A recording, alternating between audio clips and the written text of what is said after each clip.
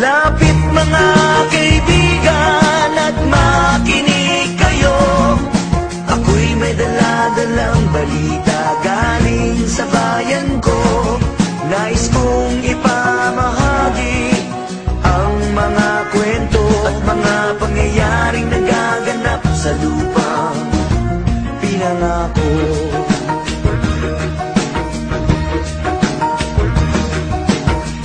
Pilipino sa isip at sa gawa. Ngunit bakit mga pinuno puro lamang salita? Isang gobyerno na kaisip murahin at matawa na may pamilya kumakain ang kulang sa 2 beses sa isang araw. Minsan wala ang panlugo. Bakit ganito kababaw isang pagkain nilangaw? Ang dadaputin at kakainin ng batang gutom. Alam ba ng mga husgado at lahat ng hukom na merong mas masahol pa sa hatol ng kamatayan? Yan ay ikay maging mahirap sa sarili mong bayan. Mga bata na ang dapat na ginagawa'y maglaro, maghusay agos ng pawis at magbanat ng buto upang kumita ng ilang pirasong pisong madungis. Kayo sa kamay at paa na manhid sa matulis. Hindi manika ang hawak ng kanyang mumunting braso, bagkus isang 10 gulang na kapatid at may baso sa harapan na nagbabaka sakaling lagyan o yung pambili ng tinapay na panglaman sa tiyan. Mga pinunong bago mamatay at magkasakit sa sarap ng buhay sa akin, kayo ay makinig.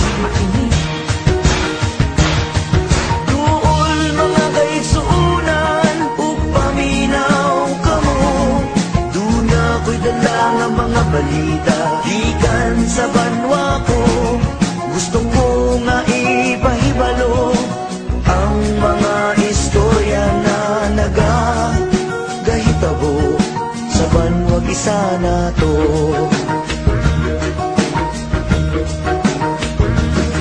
Mga bakal na dumudura ng apoy at ng tingga, tangan-tangan at balot ng kasuotang pandigma. Bakit di mapagtugma ang mayaman at bukha? Sa pananaw ang kapalit ay hapis at pagluluksa. Pare-parehong sundalo, Muslim o Kristiyano, ilan man ang masawi, di mo alam sinong panalo. Walang panalo dahil sa huli tayo ang talo. Pinoy ang nasa loob ng ataol na sinarado. Yan ba talaga ang sumpa dito sa lupang pinangako? Respeto at pagmamahalan ay pilit na tinatago. Lawing